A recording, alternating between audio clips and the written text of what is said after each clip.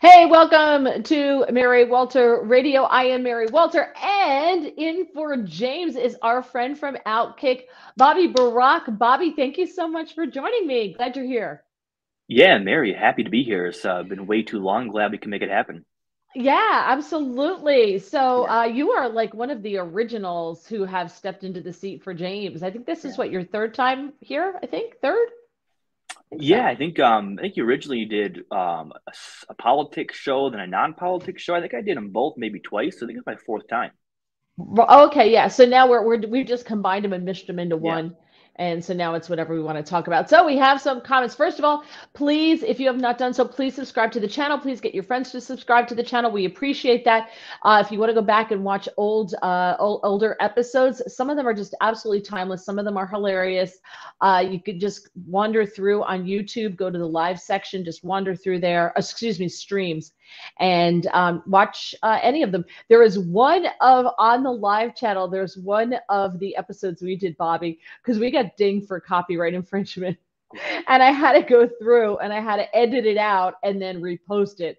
So one of the times that Bobby was is under live. It's not under streams because we got dinged. Um, I think our best episode was when if for whatever reason you might ever need to make a Tinder account, we went oh step yeah. by step and how you would make one. I think we settled on a few names. So if anybody's looking to go back in the archives, I would say that's the one to check out first. That was pretty good. That's right. I forgot about that. That was so funny. We had a lot of fun. Yeah. So just because they're older episodes of the podcast doesn't mean that they're not timely. Some of them definitely are, especially with our guests. They definitely are a lot of fun. You can follow Bobby, please do, on Twitter. Now it's his last name first, so it's Burack, Barack Bobby, Bobby, and then a line underscore. So Barack Bobby underscore, and it's Burack. Coming up in the show, he does work for Outkick. You can find all of his columns, all of his writings on Outkick.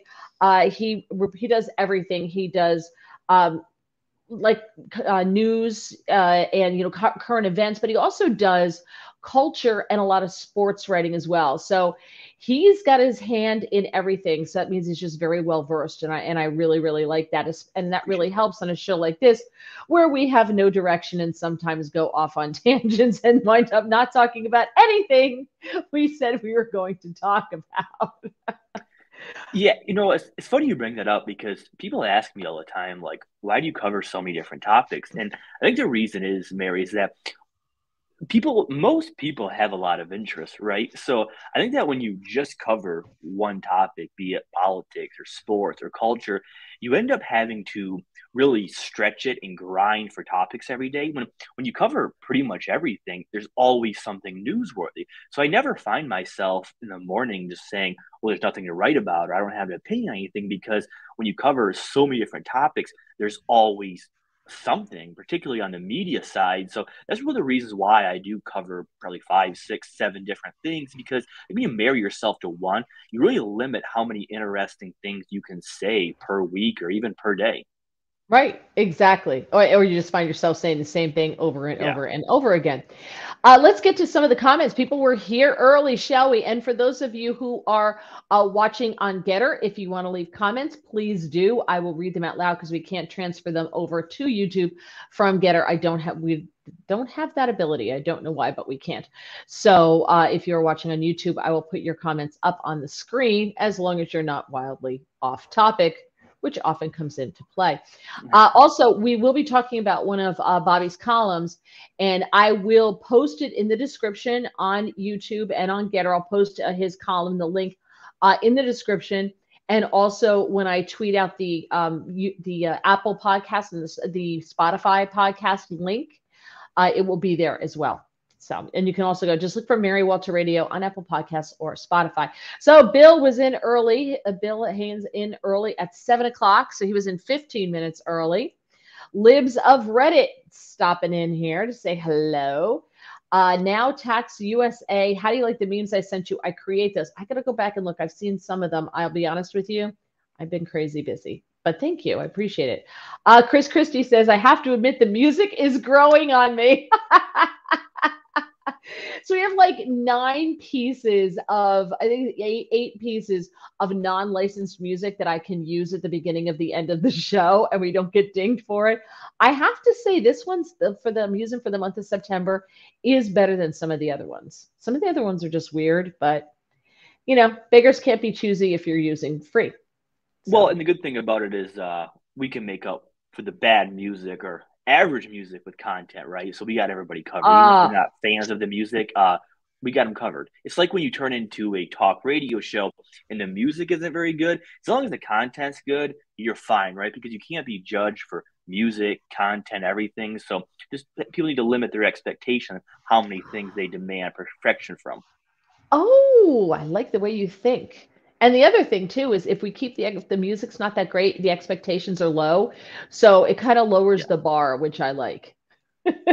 Right. It's like when the band, like when you're high school football or college football and the band really sucks, you have less expectations for that football team, right? Or like if the cheerleaders just don't quite have it, it makes it much easier for the players. There you go. Scott's here. Libs of Reddit says, will the people who stormed Kevin McCarthy's office be charged with insurrection?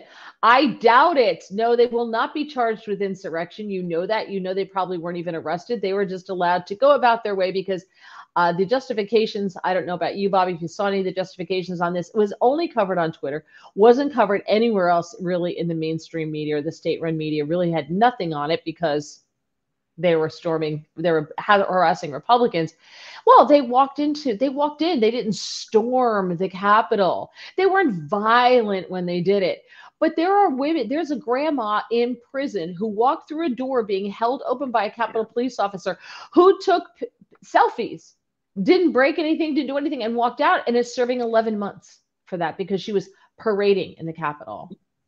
Yeah, and this whole conversation is bothersome to me and worrisome because when you get into media, whether you're a journalist or a host, you really have one job. It's actually not that hard of a job. You ask questions and you hold people accountable and you try to get to the truth and you challenge prevailing narratives.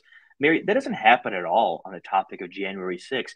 Nobody's really asking questions. Everybody's afraid to. No. We're all just repeating the same Uh-huh. talking points over and over again, and nobody's trying to get to the truth. Now, look, I don't know what happened on January 6th, and that's the point.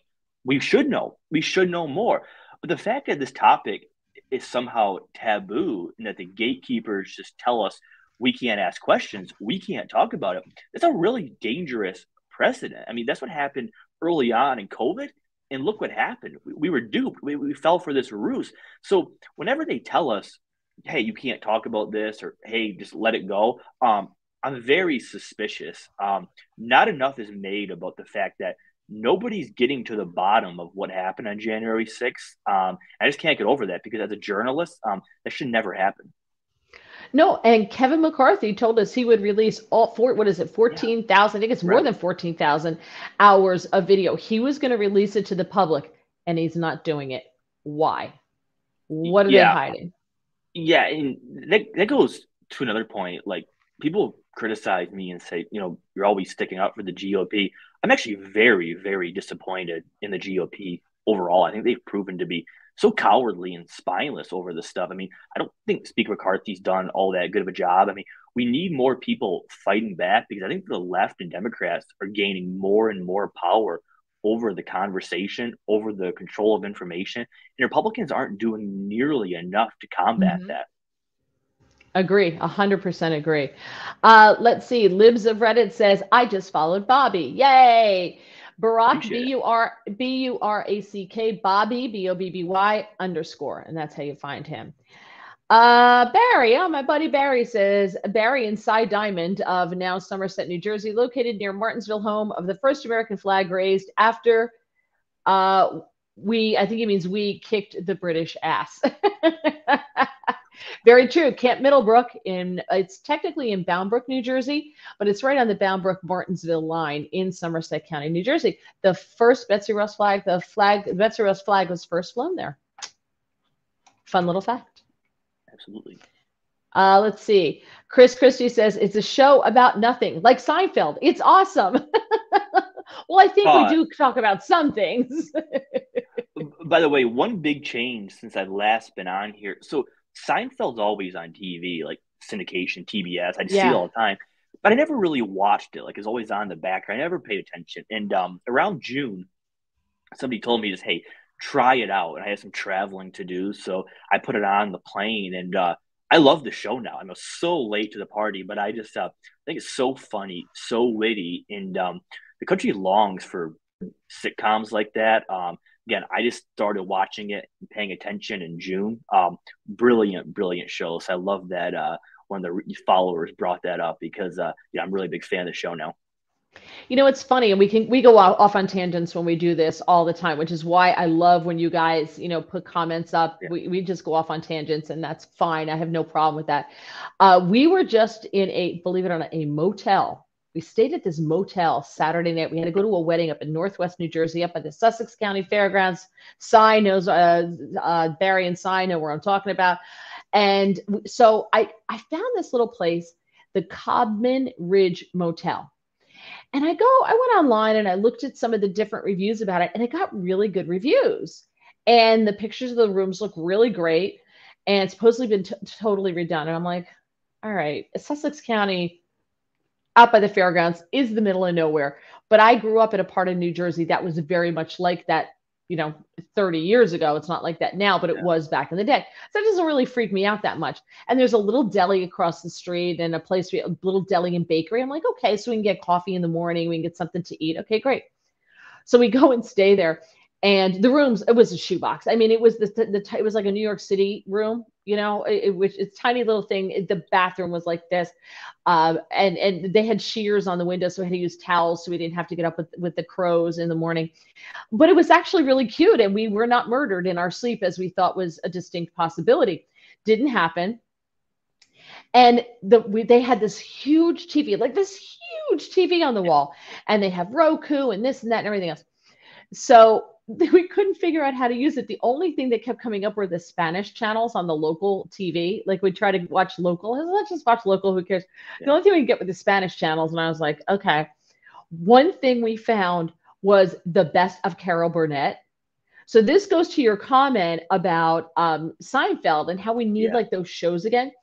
The Carol Burnett show, when I was a child, I was a little kid, and my husband was saying, I hated this song at the end because it always meant I had to go to bed, right? Like, so, Yeah.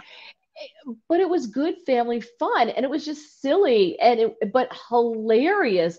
And it's still funny to this day. But I have to tell you, I don't know if younger generations would laugh at it because they've been brought up on devices where everything is so realistic and so literal that the nuance and just like the just silliness of it and the letting go and just laughing, I don't know if they would find it funny. I don't know what they do find funny.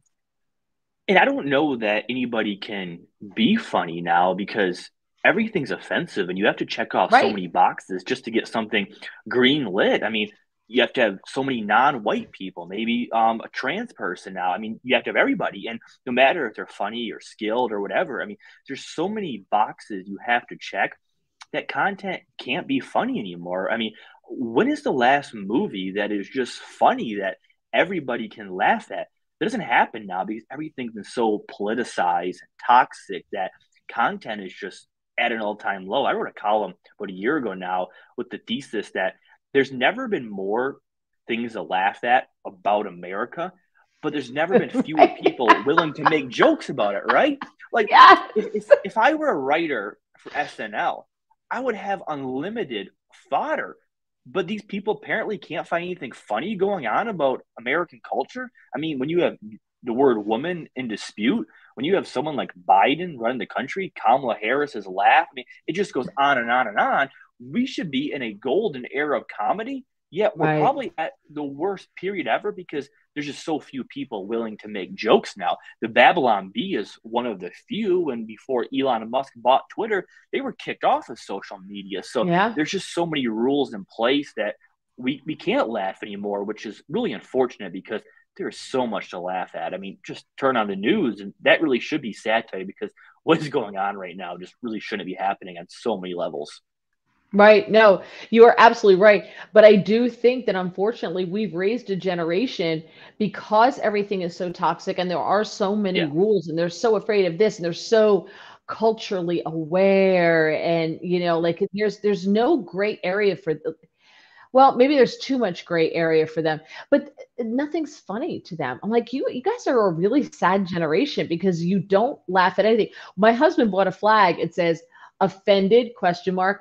I find it funny. That's why I'm happy. Right? Like yeah, I'm happier than you because I laugh.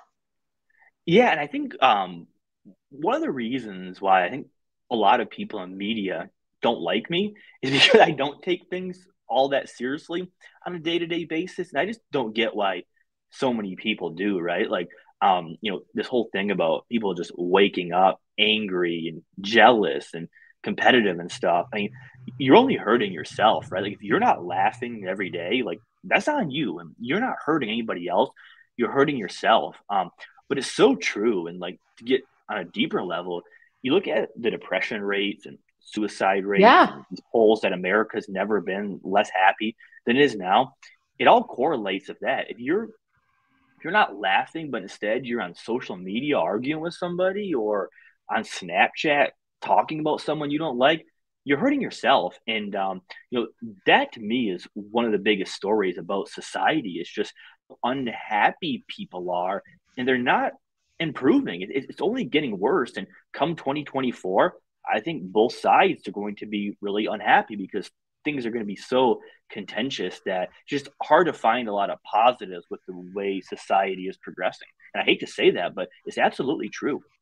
Yeah, no, well, and we become very tribal because of it, you know. Yeah.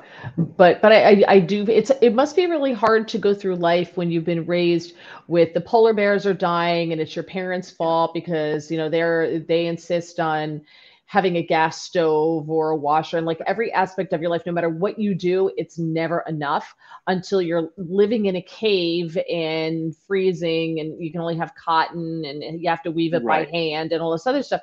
That and being a social justice warrior and you constantly are protesting and this and that and your whole existence, your social value is so much worth more than anything else you could possibly bring to the table. Is, well, how much of a social justice warrior are you? What have you done to make the world better? And they want to work for companies that are woke and all this other stuff. Anyway, all right, let's just get to some of these comments here.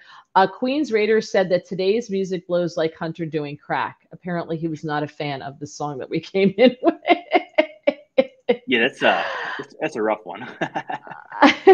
Libs of Reddit. Unfortunately, asking questions is now the sign of being a conspiracy theorist, according to the mainstream media. Exactly. Well, you can only question what they want. You can't question authority. They are Yeah, now, you can't question authority. That's who they become. yeah, and I have a piece on this. I hope you'll go read it.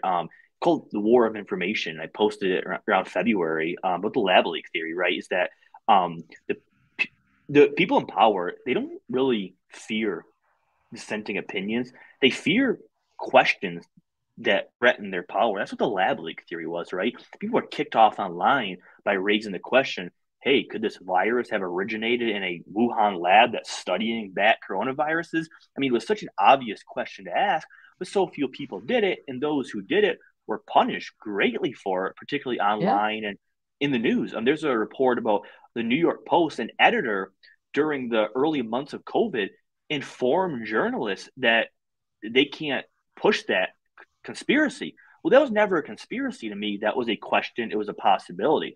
So that Libs of Reddit is absolutely right. You ask questions, you dare to show curiosity, all of a sudden you're a conspiracy theorist now. It's absolutely a lie.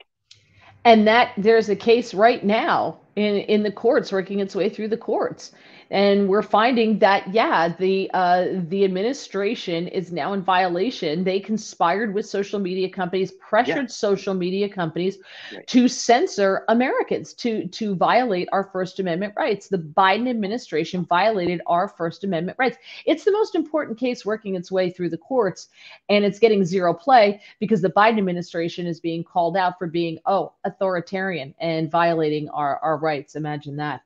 Let's see. Queen's Raider says Blazing Saddles is the best.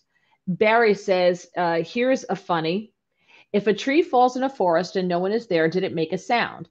I counter with, if someone passed gas with no one around, did it make a sound? My theological response is yes. Queen's Raider says, Barry, that is pure logic. The person there heard it unless it was silent but deadly and blamed someone else. I hope this was a productive question considering Biden is screwed. Let's see. I giggle like a 5-year-old every time I see someone walking in 90-degree heat with a cloth mask on their face. Yes. Yeah. Let's see.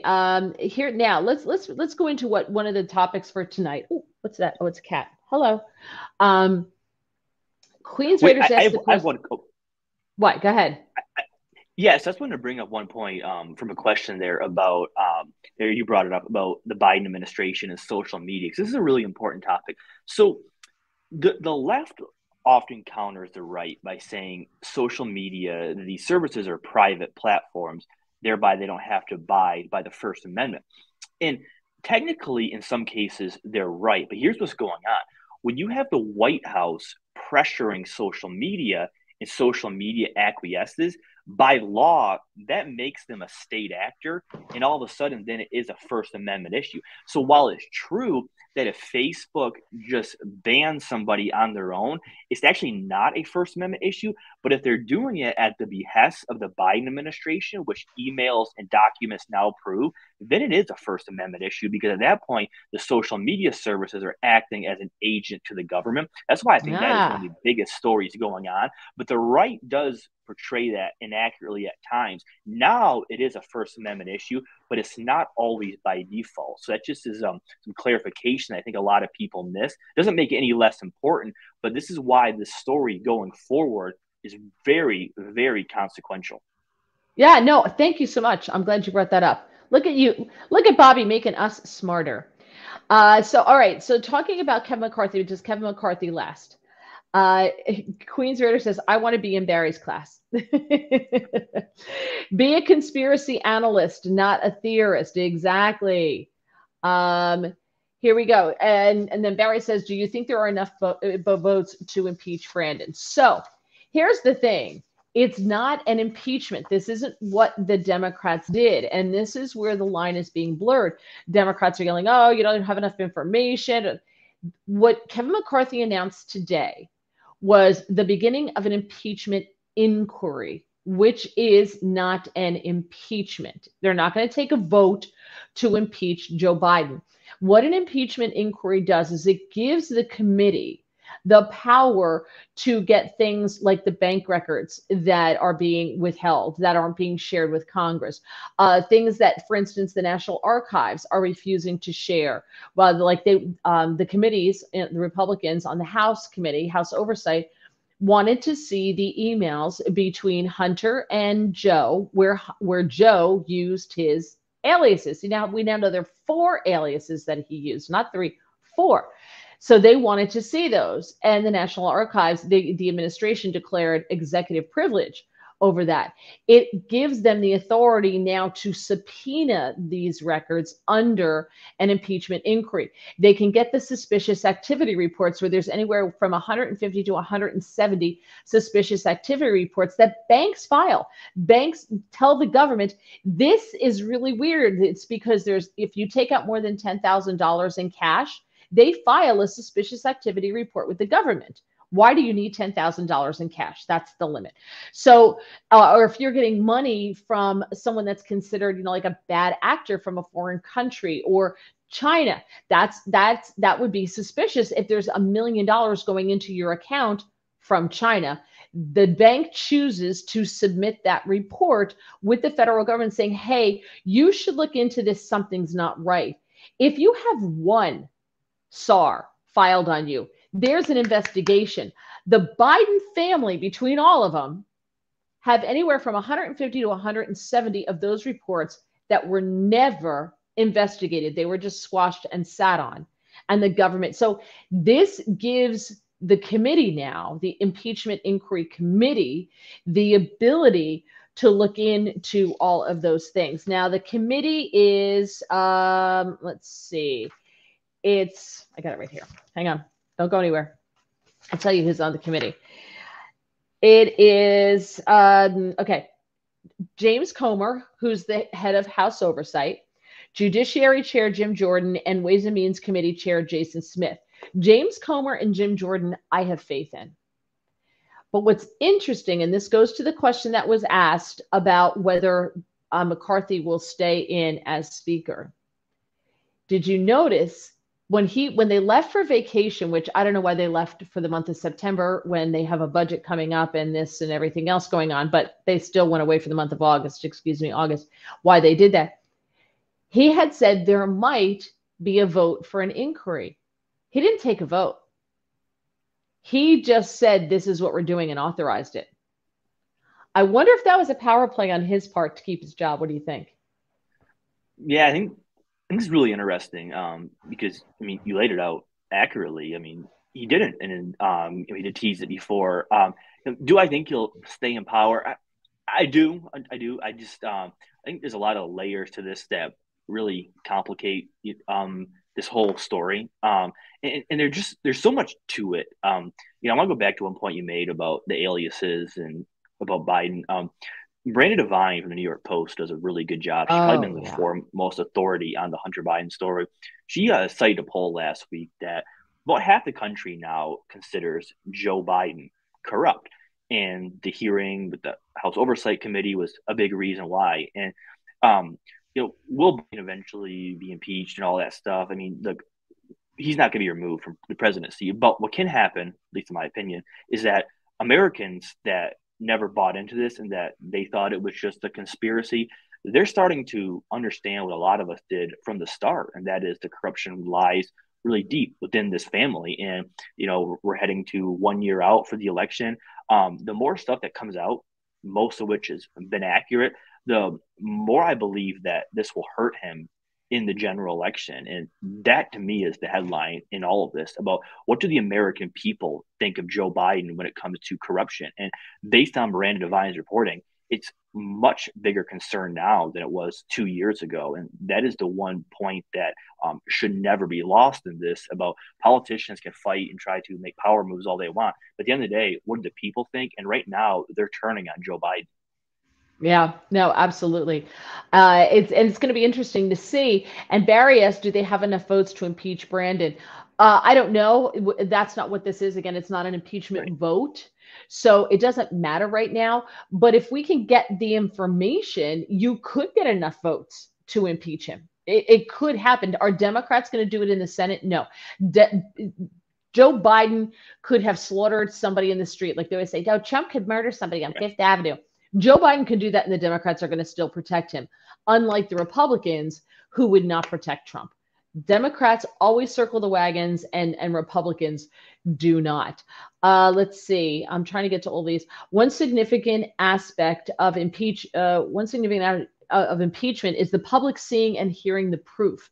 Yeah, That's that's my super point. important with this. That's why this impeachment inquiry needed to Right. happen a year ago. This had to happen a while ago, but they kept putting it off. What's sad is they're not going to get to impeach him, I don't think, before 2024, before the election starts in fall. I don't think they Yeah, do. Do you? yeah, that's no, I don't. But that's my point too. Is that bringing this information to light? I follow betting odds, sometimes more than polls, because the betting odds for the presidency have actually been more accurate over the past 8 years than the polls, and you're starting to see more and more money come in for, and this is bettors like the United Kingdom, betting on Republican candidates to defeat Joe Biden in the general election. So the commenter is absolutely right. I think what this does to the public opinion matters because I'm with you. I don't think that they'll be able to impeach him before the election. But the inquiry does have value because of that reason. That reason alone, I wish it would have been a year ago, maybe a year and a half Yes. ago, but it's here now. And I think it could damage Biden, particularly based on Rand Devine's reporting about you now have Democratic voters agreeing that this guy is corrupt, which is something I did not foresee happening a year ago. Yeah. And you add into that the Black and Hispanic vote flipping for Yes, Trump is a really, huge. really big deal. Yeah, Watching your back says, I have no faith in the GOP. Uh, yeah, I think a sure. lot of people lost faith in the GOP, which is why, you know what? Go Matt Gaetz, go Marjorie Taylor Greene, go Lauren Boebert. The left demonizes them because they fear them. And that's why I cheer them on, because the left fears them so much. Yeah, I'm right there. I'm right there with him. When I watched that GOP debate, I'm looking forward to the next one. You know, I we're always talking about the GOP after Trump, and I don't know, I saw a lot of people up there that reminded me of the Bush administration, and that'd be a big step backwards for conservatism. I just don't think that those people, some of them up there I do like, but overall, I saw a lot of weak candidates that I think Democrats would just eat alive, fortunately, Mm-hmm. because I don't think Republicans are good at fighting back. That was one of the reasons why Yeah. I was so high on Trump early on, is because he at least represented a wing of conservatives. They're just fed up with all of this stuff, and I don't get that from many Republicans in Washington right now. No, I agree with you. Let's see. Scott makes a point here I think is interesting. He says trying to draw the similarity between electric vehicles, limiting our range, and also the cap on government eyes on our bank accounts. So what he's saying is, if we all go to electric vehicles, if they shut off the charging stations, you can only go so far, right? So they can limit, also limiting, how far we can go with our electric vehicles, and eyeing our bank accounts, looking at how much money we have, and looking, and I'll take it a step further and going to this move to cashless society. That's what they have in China. That's what they have in these other countries. And if you go to that cashless society, you have, it all depends on your credit score, your social credit score, like they have in China, as to whether you're even allowed to go into a store to shop. Because this week you spoke out against the administration, you spoke out against the regime. So sorry, no food for you this week, no electricity for you this week, or we're only going to give you a half hour's worth of electricity. So are you going to cook your food, or are you going to drive your car to work? What are you going to do? So I think he makes a good point there. Yeah, and on like the corporate level, I don't know if you saw this story, Mary, in July. This person had an Amazon Smart System, which pretty much means his electricity, his internet, his Wi-Fi, his TV was all predicated on Amazon's system. Well, some delivery man said that this guy speaker said something racist to him, and Amazon Yes. shut off his power. Really? Yep. I mean, it's wild to me. And there's no proof he said anything racist. I don't think he did. But either way, boy, even if he is a racist, you can't have electricity. We've gotten to this point now where racism is a more punishable crime than violent crime. I mean, just to lose his electricity, and we already know what the next step is. You're already seeing it based on some reports, like PayPal. They can do the same thing. A lot of people use PayPal to pay bills. PayPal can say, "Well, we're locking your account because you pushed election theories and all that." I mean, there's no end to this. And that's the problem with all of Right. these movements. The progressive movement inherently never ends because you keep on progressing. We'll get into that about my column, but there's no end in sight for all this stuff. It just keeps escalating and escalating. Yeah. So I'm right there with you. That's another concern I have, and I try not to be so down coming out here. I want to be positive, but it's just so much going on that I just think it's really unfortunate, and the country is just going backwards because of all this. Yeah, no, absolutely. And this is why when we did talk about that on the podcast, we talked about that story that you brought up. And this is why I don't have Siri or Alexa. Yeah. This is why I use Cash for a lot of things. I use Cash as much as I possibly can. Just because I just think it's I don't know, it makes me feel more secure to use Cash. I don't use PayPal anymore. When they started to deplatform people, I'm switching. I've been a Bank of America customer. My first bank when I was in college was a local bank, and that got bought by another bank that got bought by another bank. And long story short, decades later, it's Bank of America. When I was working in Manhattan, that was great because there's Bank of America locations everywhere. So that was fantastic. Yeah. But I don't like their politics. I don't like the fact that they just deplatform people or don't give them loans or whatever based on their politics.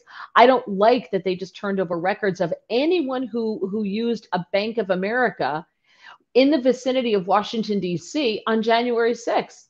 If I had still been living down there, my information would have been sent to the FBI. What? I Yeah. don't like any of that stuff. So now I'm going to a small local bank. Their ATM is a half a block from my Bank of America ATM. So is it going to make a difference? probably not, some things I can't use, like Zelle, that type of thing, but Right. for the most part. All right, let's bang through this because I want to get to your column, and I want to get to the thing with the boomers, because I told everybody we were going to do that. Let impeach Biden. Where are we? Oh no, faith in public needs to see. Force the Senate to have a trial is also important. I'm going to see. Okay, one more.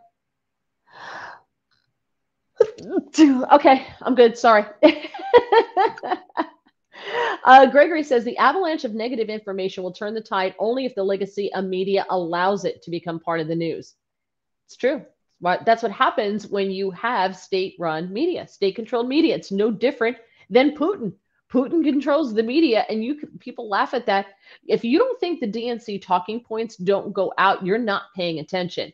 And you know what they are, because the same talking points are echoed in the exact same verbiage on NBC, ABC, CBS, CNN, MSNBC, and then every one of those Twitter accounts that are, the big pro-Democrat Twitter accounts that they're paying those people to tweet. It's the exact same verbiage. How is that different than what Putin does?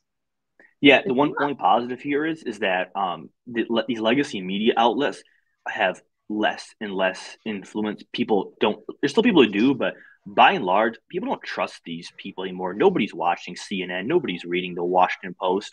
So the only silver lining is that with the internet, particularly X, assuming that it stays afloat, is that some really smart, alternative, independent voices have just as much influence as the legacy media. And I really think that's an important development as we're in this battle for information. Absolutely. Chris Christie says the Biden administration is hoping to be reelected so as to squash this current investigation. That's why a climate change / COVID shutdown is coming. Mail-in ballots will ensure a Biden victory. Barry says racist is a word not found in the Bible. Just saying. Bill, when Clinton was impeached, nothing was accomplished. He wasn't thrown out of office, and impeachment against Biden would only damage his reputation, but you still have a lot of libs that think Biden is great. True. But remember, the impeachment of Trump backfired against the Democrats. Right now, did Trump win? Well, that's up for debate. We're not allowed to say that, but I think a lot of people feel it's up for debate. It's kind of like this prosecution of Trump is really working against the Democrats when you see the Black and Hispanic community now out there cheering Trump when he's on his way to be booked in Fulton County, right? So they were all out there cheering him, and they're saying free Trump, free Trump. So it's the persecution is being seen, and I don't think they thought that was going to happen. Watching your back says, bless you. Thank you. Barry, 2 sneezes and an earlier yawn. Come on, man. You ain't white. If you sneeze and yawn, I did that on purpose. I can actually listen. Yay! Glad you're with us, BS. I don't know who that is. We are watching you instead of Fox tonight. Thank you. All right. Let's move on to Bobby's piece. It's called Trans Community is Being Exploited for Fundraising. Now, you can find it on Outkick. I will post the link, as I said, in the descriptions. I'll post the link when I put out the links for Apple Podcasts and Spotify in about an hour when I download the podcast and edit it. And it's very interesting. And you talk about something called the Human Rights Campaign. Dylan Mulvaney is back from exile in South America, where he went because, of the whole Bud Light thing. And he was, being so bullied and harassed and blah, blah, blah, blah. And now he's back, and he gave a speech at the Human Rights Campaign. Now, tell us a little bit about what the HRC, Human Rights Campaign, they popped up out of nowhere, it seems. And they've become very powerful, and you outline it very well in your article. So just give me like a brief synopsis of how they have come into so much power. Yeah, so the Human Rights Campaign formed in 1980. It's the most powerful and rich gay rights lobbyist in Washington. It has immense influence. It gained power and fortune in its fight for gay rights as very, very prolific donors, as I put in the piece.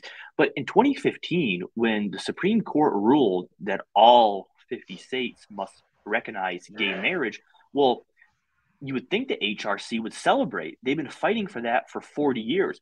But actually, quite the opposite. The HRC found itself in a predicament in 2015 because how can they continue to raise money if their mission is no longer a problem, right? Gay marriage was legalized.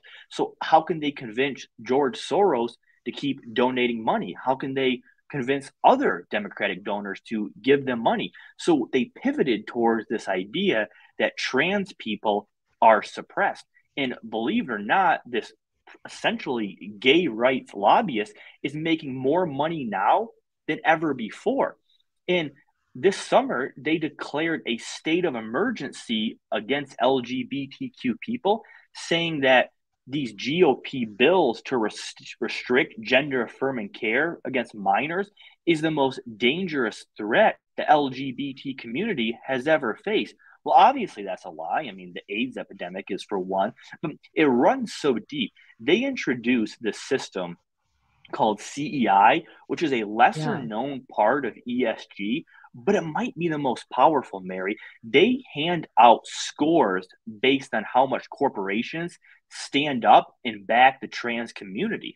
And according to the New York Post, as I cite, BlackRock, Vanguard, and what's the other one? There's another one of these investment Oh, firms. I'll tell you. They BlackRock, Black Vanguard, and and State Street Bank.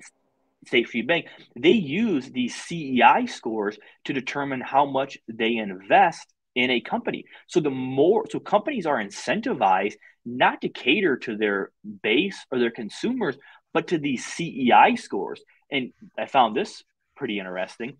Target, after they introduced those creepy tuck friendly swimwear for little boys who want to be little girls, they now have a perfect 100 out of 100 score by the HRC. The reason I wrote this column is I kept talking during interviews about the trans movement, and people kept asking me, where did it start? Trans hysteria started in 2015 because the lobbyists needed a movement to continue raising money. So, come full circle, now trans hysteria is mainstream. It's a big political topic. You have the GOP talking about it during their first debate. You follow the money, as the old adage goes. And my conclusion, but the headline is the trans community, they're being exploited. They're not benefiting from this per se. They have to deal with the scars, the humiliation, the embarrassment of stripping their identity to become someone they're not. George Soros and the lobbyists, they don't have to bear those consequences. The trans community does. They're not. I mean, they're being weaponized for a fundraising campaign. No, absolutely, and that is a great synopsis of this piece you wrote, and I highly recommend you go back and read this. It's not that long. I printed it out. It was like 3.5 pages. It's not even that long, Yeah. but it's a very interesting read because as I was reading this, to me they're following this same playbook as BLM, right? Yes. BLM being started by proud trained Marxists who are all now multimillionaires, right? And nobody's auditing them. They didn't. Wasn't there a problem with them filing taxes? And then Was. they told us that paperwork is racist, and they got away with it, you know. And nobody's bothering to follow the money. So the money didn't go, from what we know. The money didn't really go to help the people they said it was going to help. This Yeah. sounds eerily familiar. The money's not going to go to help the people that really should be helped. This money is being laundered through, and somebody is benefiting on the other end. That's what it sounds like. That's exactly right. The only people, and I wrote this, I have a paragraph about this. The only people benefiting from the trans movement are the people enabling it, the lobbyists, the politicians, and the corporate executives who are earning bonuses because of these CEI scores. The trans community is not benefiting from it. Women certainly aren't benefiting from it. Oh They can't no. even use the bathroom without a male looking at them. Sororities now have to include men. The only people benefiting are the people in charge. And that's how this always goes. We'll transition slightly, and I wrote about this in June. Affirmative action was introduced when, at the tail end of the civil rights movement, all throughout history, every time one of these causes is a victory, they just move it forward to keep it going, right? Democrats Right. introduced affirmative action because they knew once they succeeded in civil rights, there would be no more need for racial governance. So they had to transition and progress to affirmative action. Same thing with the HRC. Once gay marriage was legalized, they graduated to trans rights. Trans And rights. I have a question, and Will Kane from Fox tweeted out my story and asked the same question. What rights do trans people lack?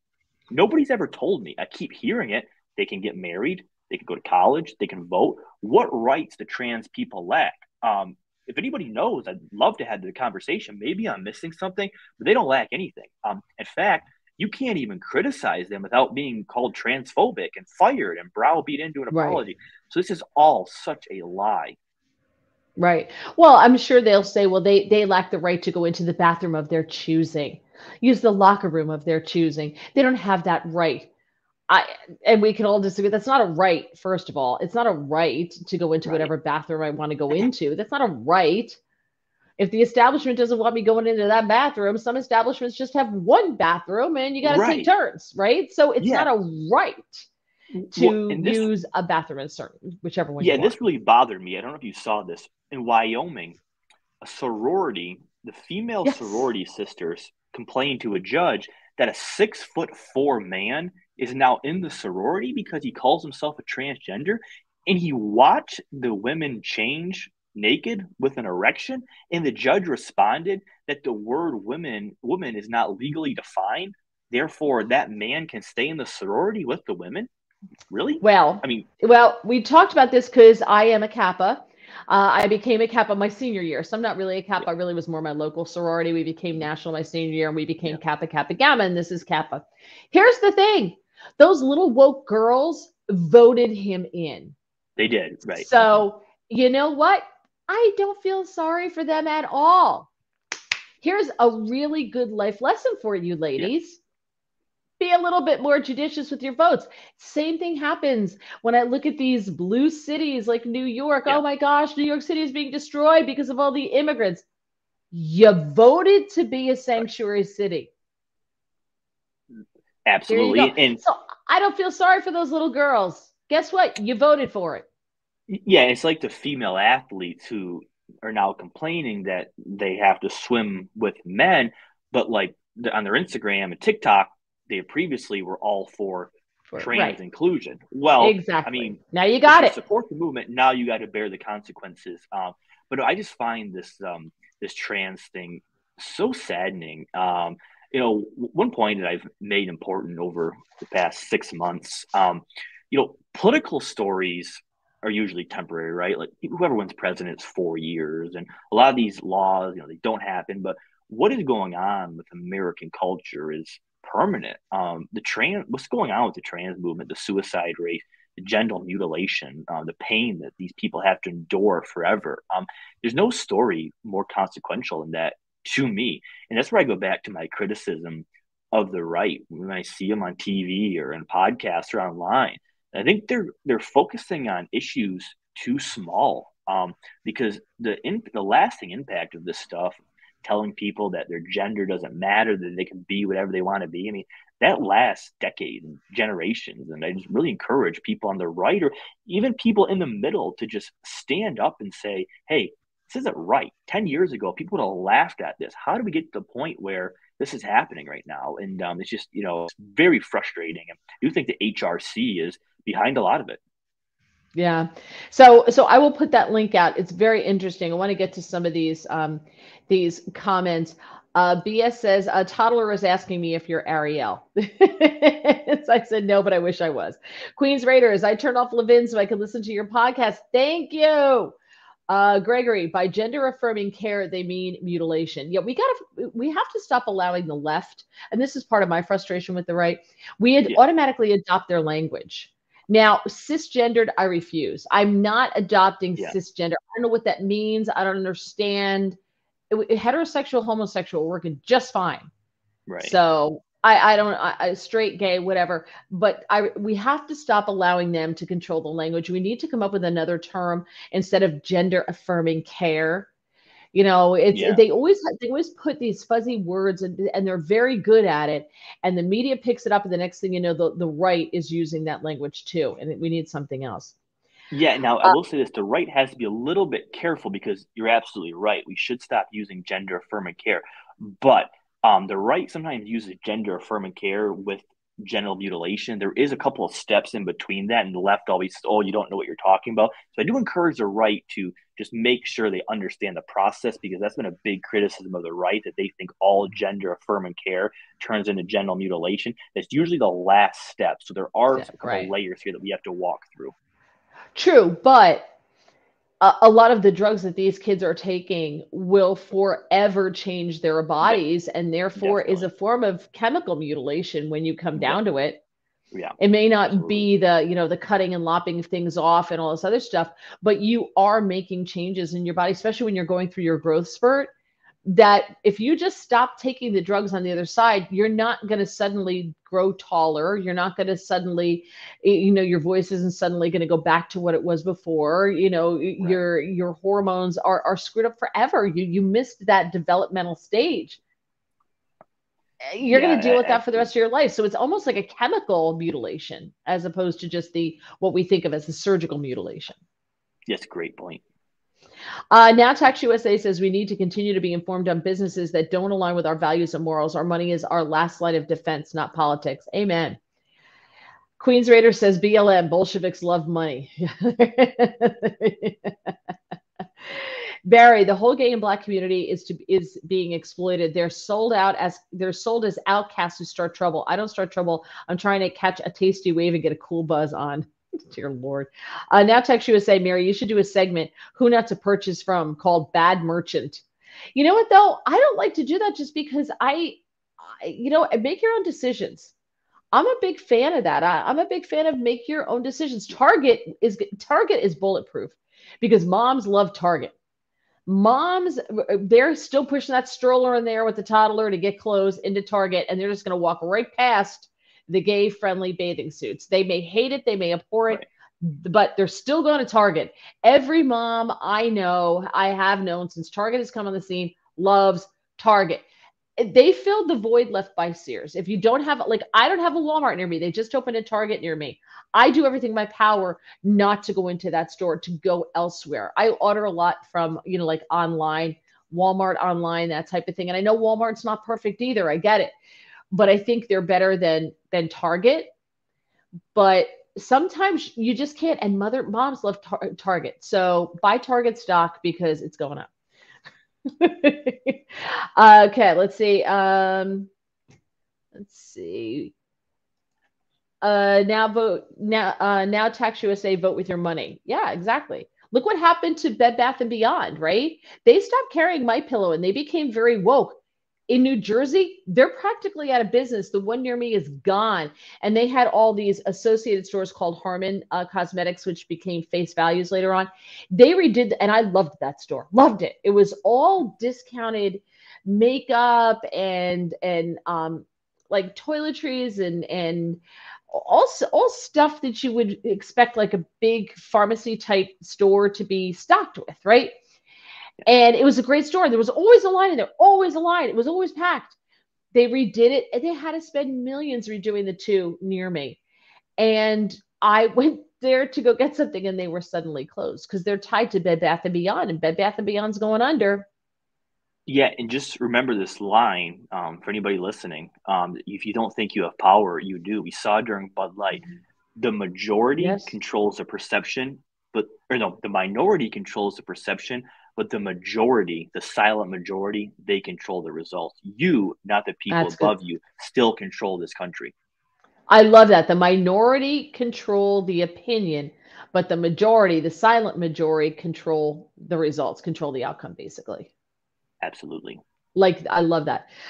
Chris Christie, the only trans fight left is to force heterosexuals to watch trans porn and enjoy it or be labeled sexist, transphobic. Hey, I see it on Twitter where people are saying if you're a cisgender man and you don't want to date a trans woman, you're transphobic. They're like, you're hatred. Like, no, I'm not gay. Right. I'm not gay. That's literally gay sex. Like, it's literally. Yeah. Yeah, I mean the whole cis thing is a weird label. But as far as I know, I mean the white cis male is one of the worst type of people there is, according to the media. So rough look for a lot of us. That's one way to put it, rough. BS says cis comes from chemistry, meaning the bonds are the same side. So you're female and identify on the same side. I hate how they choose science terms for their BS. He said, I never understood the litmus test in politics. Litmus test is a pH test. Now Tax USA, plus you would need to be an LLC to avoid lawsuits. Oh yeah, I guess if I started doing the thing about who to buy from, who not to buy from. Okay, I want to get to what I promoted the show is going to be about, because last week we talked about how Gen Z and millennials hate working, but more so Gen Z than millennials don't like working with boomers don't like working with them, and why. Things like time is an issue for them.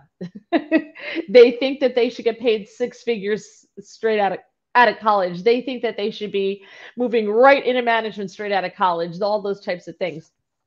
So I thought it only fair to flip the script and talk about millennials and Gen Z, talking about why they don't like to work with boomers. So feel free to leave your comments. This was a study that was done by news.com.au. So that is obviously Australia. And they asked them to share, Gen Zs and millennials, to share their stories. And they asked them, what do boomers, those between the ages of 57 and 75, what could they do better to make them easier to work with?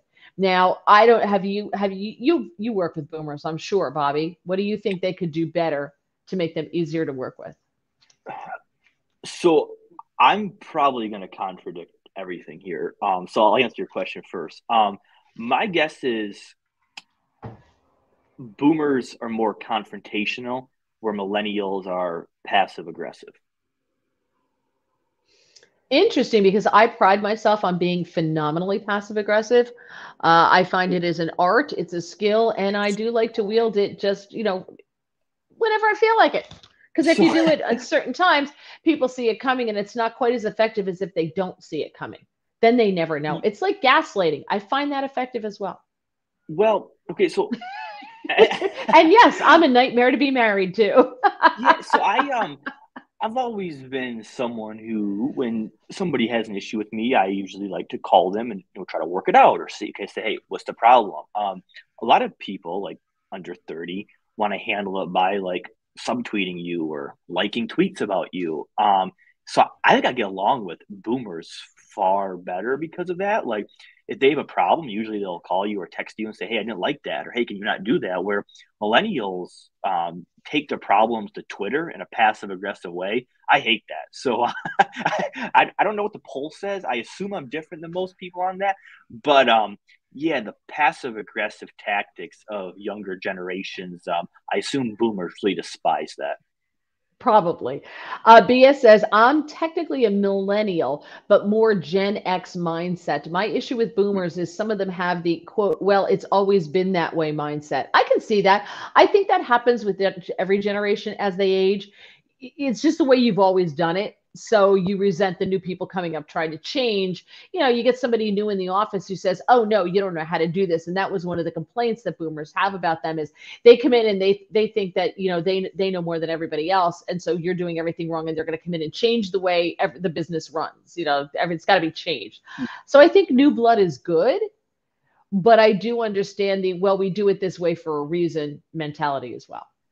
Yeah, well, let's just talk about our industry, media. One of the big difference between previous generations and now is people now get to skip the ladder for a lot of reasons. Like, if you were in media 20 years ago, you might started out as a reporter. Then maybe you get an opinion. Then maybe you become a TV contributor. Then maybe 20 years down the road, you become a TV host. People now get TV shows and radio shows in their 20s, early 30s. CNN's lead voice, Caitlin Collins, is the host of Primetime at 30 years old. That would have never happened 10, 15, 20 years ago. So there is a odd dichotomy of boomers and older generations saying, hey, you got to earn your turn, where younger generations, they think they deserve it all day one. And a lot of them get it by a couple of years in. So that difference, I think, creates a lot of differences between the two sides. And I will say, Caitlin, I remember back when she was conservative and back at the Daily Caller, she's changed. You know, she did her reporting thing, and now her star is meteoric on CNN. They chose her, and you could tell that they do the same thing on Fox. You know, Aishna Hasni is obviously one of the rising stars there because all of a sudden she's not reporting. She's reporting, but you see her a lot in chairs now, you know. So you could see who they're tapping. But Caitlin Collins is still very green, and it shows a lot. You know, in her interview with Trump, he ate her alive. You know, so Yeah, absolutely. she's not And prepared in a lot of ways. right, and some of it's on the network too. You put a 30-year-old in that position, all of a sudden there are consequences for that. She has to be the youngest person to host a town hall with a president. I mean, most of the people who do it are or people have done this for years. I don't even like half of them. Like I don't like Stephanopoulos or Lester Holt, but at least they have the experience. They're groomed Yeah. and they understand the X's and O's of broadcasting. Caitlin Collins doesn't understand the X's and O's of Yeah. broadcasting because she's never had time to learn it. She just keeps on moving up. Right, right. And that's, you know, part of the problem. Okay, they say that here's are some of the comments that different millennials or Gen Z left for gave to this study. Boomers are too liberal when using the reply all button. Yeah, I get it. You know, that's just a technology thing.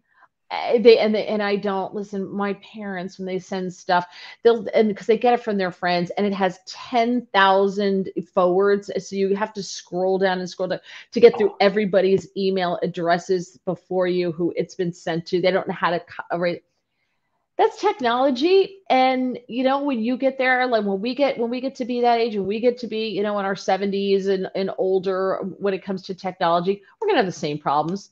And so are the people who are millennials, and so are the Gen Zs. Something's gonna come along that they don't know how to do, like, I don't know, write in cursive or read an analog clock.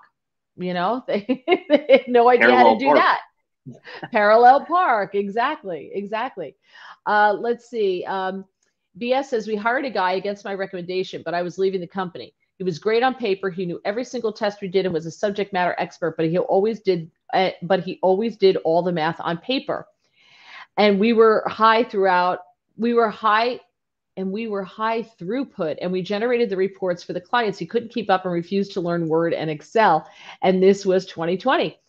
We had a guy, James, who you're sitting in for, and I worked at a radio station, and there's Yeah. a department called traffic. I don't know if you're familiar, but the traffic department is usually one guy who sits there, and the salespeople give him Oh all yeah. of the commercials that they've sold, and he has to schedule them for the week. Either their run of station means that they run in different day parts, or they've paid to be in certain day parts or even certain times. So he takes all the pieces of the puzzle and works them. Well, there have been programs forever that do that. And with the last station James and I worked at together, there was a guy, Stuart was the best. Stuart would sit there, but he would spend 10 hours a day, 11 hours a day doing this by hand when there was a computer program, but he refused to learn how to use the computer program. Oh, Gregor here. Word perfect forever. You don't even know what word perfect is, do you? Me? Yeah, Or no, you. no, no, no. Yeah, exactly. That's the point. um, okay, let's see. Uh, they make unnecessary phone calls. They don't. Boomers don't understand that young people don't actually talk on the phone. Well, that goes back to my point, right? Is that when they have an issue, whether large or small, they want to call you, where millennials just want you to send a quick text. I think that creates a lot of tensions because they're like, this guy's calling me again. Why can't he just text me? Does he know all the time he's wasting? So that one, I believe. See, and I look at it like there's times I just pick up the phone just because it is so much quicker to talk to you about it than sitting here typing this out in a text, and it winds up being, four subsequent texts when I could just call you and tell you when we're done. Yeah, I agree. That's what I mean. I think I probably disagree with a lot of the study. I think it's so much easier to call, especially because it's hard to judge tone on text messages. Like a lot of times, someone sends Exactly. you a text and you think they're angry, and then like they're not, or maybe you think they like you and they're actually criticizing you. It's so hard to tell. That's an excellent point. Now Text USA says less competition for hardworking people. Good riddance. When you expect to get paid for nothing, that is just what Dems want. Yeah. BS says that's one of my millennial traits. Yeah, I agree. yeah, I'm with you. I can see times where I love text because I can respond to them when I want to. I don't know if you can do it on an iPhone. I have a Droid, but I can schedule what time I want the text delivered. I don't know if you can do that on an iPhone. No, but I will say this. So, I use audio text a lot, and I can't audio text you, Mary, because you have an Android. So you complicate this more than most people because you can send a quick audio message now but for you, we got to write it out. So, maybe your New Year's resolution would be You can't voice to text on an iPhone. you can't voice a text an iPhone to an Android. Well, that's the iPhone's problem because I can voice to Ooh. text to an iPhone. See, I can't voice text you back, and I was going to voice text you Yeah, today. So, yeah, they do that. They do that purposely to make iPhone. Because when I get a text from people who have an iPhone, sometimes I'll get four texts because every sentence is a different line, you know. So what I do is I can just hit the speaker and I can and then I hit go and off it goes. You can't do that. yeah, no, they got it Oh well, blocked. you should get an Android. I might have to now. Let's see. Boomers eat up your time with questions they could easily answer themselves via the internet. That's a good That one. is That's a good one. that's a pet peeve of mine. I hate when people do that. Yeah, I agree. I had someone a couple of years ago. Would they ask me? They wanted to know a date something happened. Like, hey, do you by chance know when the Super Bowl is? And all he had to do was type in Super Bowl on Super Google, and it was Bowl. right there in front of him. Right. I hate that. I hate that. People do that to me all the time. They're like, "Hey, do you know blah blah blah blah blah?" I'm like, the amount of time it took you to type that out, send it to me, expect me to look it up for you, but they're like, "I just thought you would know." I'm like, it still would have Yeah, been quicker to just look it up yourself. I purposely wait right. forever to answer those just to make them Yeah, wait. yeah, You good can one. voice to text in the message, but iPhone, you can send an actual audio file instead. I think I can send an Yeah, audio that's file. that's what I mean, an audio file, not voice to text. Like I communicate with people at work by sending audio text, so they click on it and my voice comes through like a recorded voicemail. It's very handy. I can do that because I have accidentally hit that. I don't know how to. Oh, I think this is it right here. Yeah, touch and hold to record audio message. So I can touch Hmm. and hold to record an audio message and send it to you. I'll try it right now. All right, I just can't send it back to you. It sounds Hello, like to Bobby. Apple. It's Mary. I'm going to try to send this to you now. Oh, wait, I have to do it on your. Hold on. Oh, I don't know if it's. We'll have to see. But I have gotten those, and I think I've accidentally sent them. I'm not going to So look at the that. big conclusion here is you'll consider getting an iPhone. No, Okay, all right. I like that I can like last night. I had to send a text to somebody. I totally forgot about it. So I did it at like 10 o'clock last night. I typed it out to text, blah, blah, blah, blah, and then I scheduled it to be sent this morning at like 10:42 a.m. I don't even have to think about it. Off it goes. That is pretty cool. I gotta admit, that is pretty It is cool. nice. Let's see. They count minutes instead of outcomes as a measure of productivity. Well, that makes sense, right? It's like, hey, I want you to work 8 hours instead of, getting stuff done in five. Like they would consider that 3 hours valuable, even if you don't need to be there. I think that's what he means. Maybe. And I had a Yeah. boss like that who I was doing a radio show, I was doing a morning show, and we had to be there at 5. Went on the air at 5:30, so we were there at 5 o'clock in the morning. He made us stay until 1 in the afternoon every single day, even though we weren't doing anything. Because I said, "Well, are you paying me for my prep time on the weekends? Are you paying me for my prep time at home Right. then? Are you paying me more?" But that's just the way he was. If I don't see you for 8 hours a day, I'm not getting my money's worth out of you. Like, okay. Yeah, that's I what, like I ex- never understand websites. Like I don't have a schedule, but I know some people in media do. Like I couldn't imagine having to write because I'm on the clock. Like you write when you have something interesting to say. You work overtime when you're trying to make something better. So I think in a lot of fields, the 8 hour clock is a disadvantage to the worker. Do the job, do as much as you need to do it. Don't be set to a certain time. I think that hurts people in my field particularly. I can't speak for accountants and right. truck drivers. That's a totally different ball game. Now Text USA says, I experienced the voice/text message 10 times longer than the text. I normally don't finish the voice text because I have gotten those where I can hear it. It's like a nonsense thing. And clearly somebody, my husband or whatever, hit the wrong button and sent it and didn't even know he sent it, sat on the phone, whatever. And I could hear the music that was on in the car. I could hear him talking and or singing with them, whatever it was, and I just erase it. So there's got to be a way to do it. Especially when I don't normally finish the voice text, especially when I just want an email or a phone number. Okay, outdated language being used in the office. They don't like that. They also think that boomers are damaging the environment. Why do they have to print everything? And I think that's just what you grew up with. They grew up putting everything on this tiny little screen.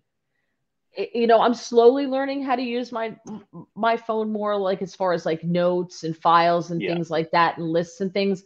But you'll notice when it comes to like reading your article, I printed it out, I highlighted it, and I made notes. I can't do something like that on a little screen like this. It's just I have to keep scrolling and scrolling and scrolling. I just need this. Yeah.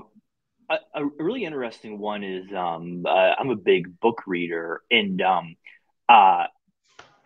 it's so much easier to read a book on a phone or a tablet because you have the light.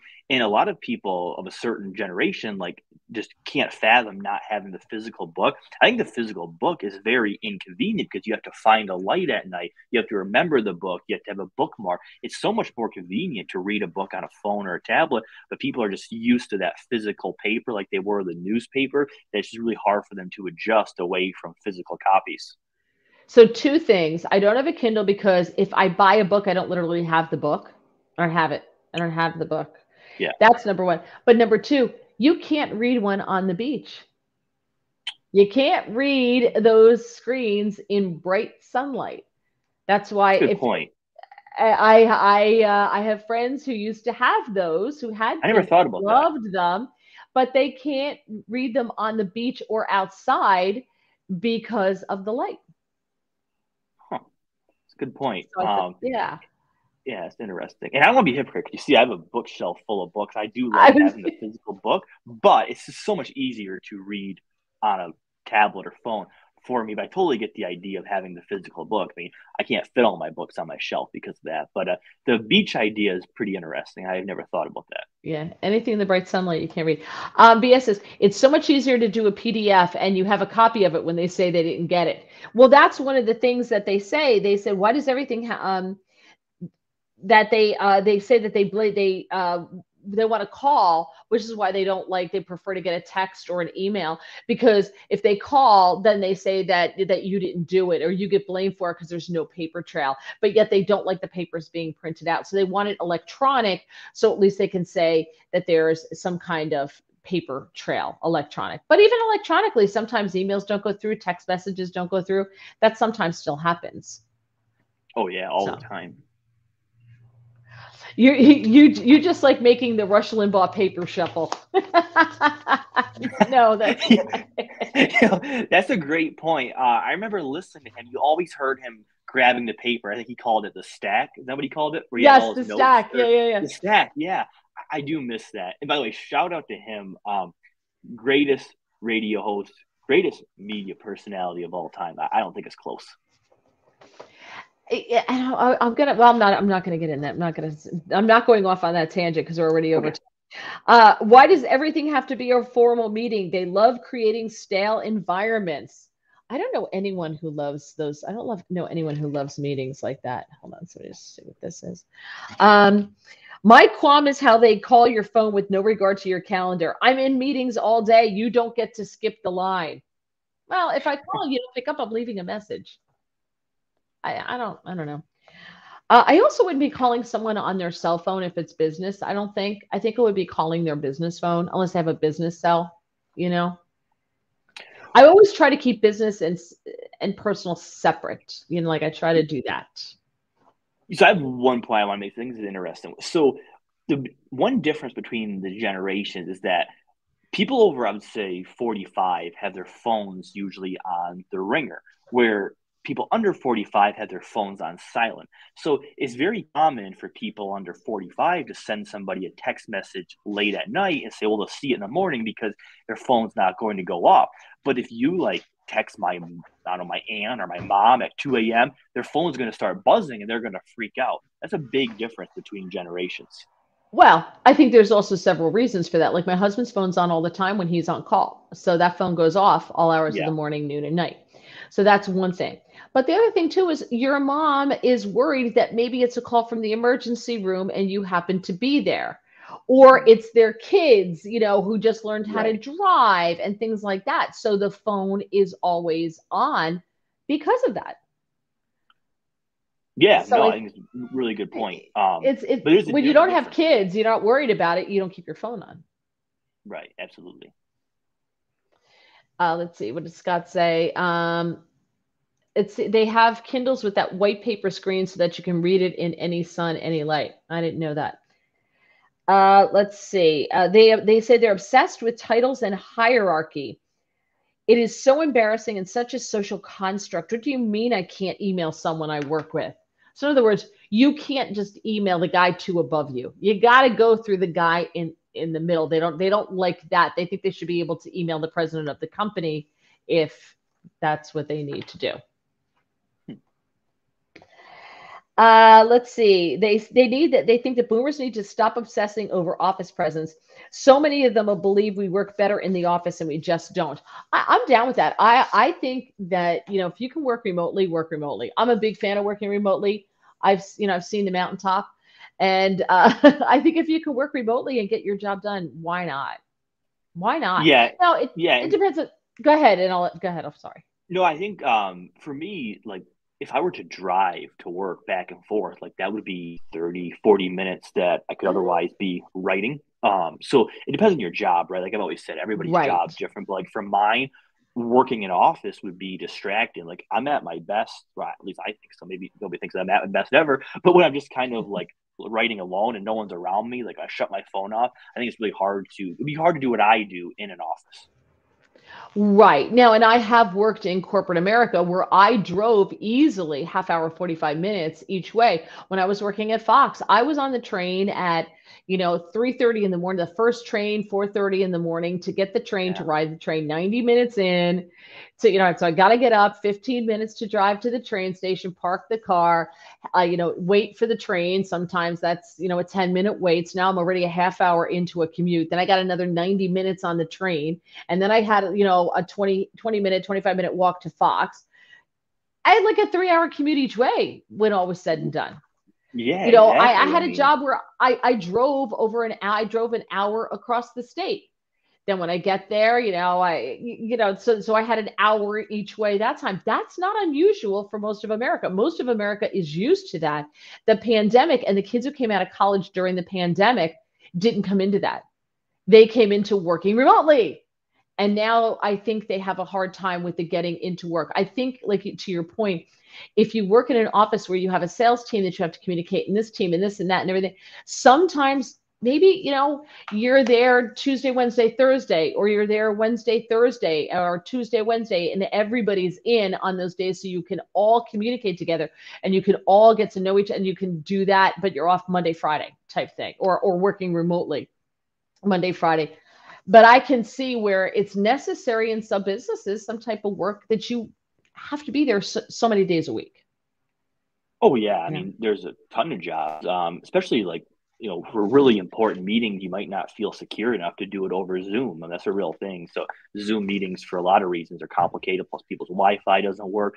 So for meetings, I think in person is still a far better opportunity. And it's owned by the Chinese. Right. So there's that. Yeah. BS says it depends on the leadership. I don't have a remote position, but I'm allowed to work remote one day a week since we don't do daycare for the kids. And that's a whole nother can of worms because your coworkers whose children are grown or don't have children don't get that luxury unless the boss gives everybody one day a week that they get to work from home. That's not fair. I've worked on teams where I was the only one who didn't have kids. When I was much younger, I wasn't married, and I worked on a team, and there were 4 principals on this. It was a task force. There were 4 of us, and if I was not getting paid hourly, there was going to be a revolt. But I was an hourly employee. They were salaried, and they're like, "Oh, it's my turn to pick up soccer practice. Oh, my daughter has a recital tonight. Oh, I have this." And I would be there by myself 10 o'clock at night working because we had a presentation the next day. And it got to the point where I would go home at like 5 o'clock in the morning, shower, change, and come back to work the next day. But the people who had kids didn't have to do that because they have kids. They get to play the kid card. They always get off if you're in a business like radio or television. They always get off the week of Christmas. Oh, because we have kids. It's a special time for my kids. Right. So they get that, and I don't. It's not fair if everybody else doesn't get to do that too. I don't think that's fair that they get extra because they have kids, and people who don't have kids or kids who are grown get penalized because of that. That's not right. It's like a sports team, right? If some people are getting off of practice, the other people have to be at practice. Well, all of a sudden you have an imbalance, and that creates a lot of locker room tension. It's usually a bad idea. Exactly. He says, I have enough computer work only, so I save it for that day. That's great, as long as everybody gets that opportunity.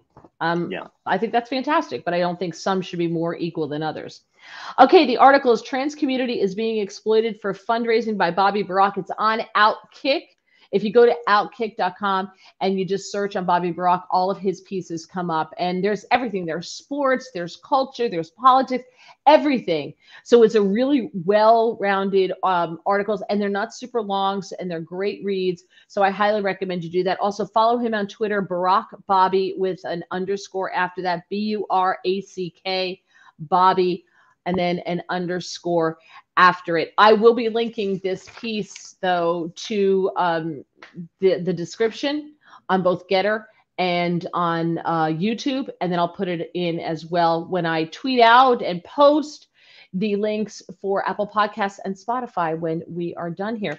So again, please subscribe to the channel. If you have not done so, please like the podcast. We really appreciate that. If you do listen on Apple Podcasts or Spotify, please leave reviews, give us a thumbs up. That is really helpful. Bobby, thank you. I really appreciate you. Yeah, of course, anytime. And it's always great to have you here. And I have to get that really good music back. All right, so let me grab that great music back. Anything else you want to promo? Anything coming up? No, everything's good. Zero complaints. Yeah. All right, so nothing to promo. I should be on the Chris Salcedo show on this Friday, by the way. I will be guest hosting the morning show on KNST out of Tucson, Arizona, which is 9 to 1 Eastern time. So it's like 6 to 10 their time, local time, out there in Arizona. Speaking of Friday, I think I'll be on Brian Kilmeade's show, which is where you and I first met. Yes. Yeah. Who's hosting? Is Brian hosting? Brian. Yeah, Brian. Oh, nice. We'll tell him I said hello. Tell Allison and the crew I said hi. Great crew he has. So catch him on, and you can catch that show. It's Brian Kilmeade's show is nationwide. If you go to radio.foxnews.com, you can listen online and find it. They have a station finder to find the show near you as well, and also available on the Fox News app. So you can catch Bobby. Do you know what time during his show? They haven't said yet.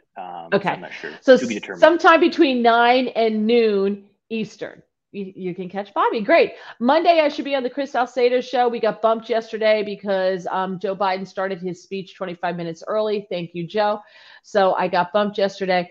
But Monday, usually between 4:30 and 5 o'clock, I will be on the Chris Salcedo show on Newsmax TV. Chris says, I'm jumping over to X to follow Bobby right now. Thank you so much. We do appreciate that. Okay, have a great night, everybody, and we will talk to you soon. Bye.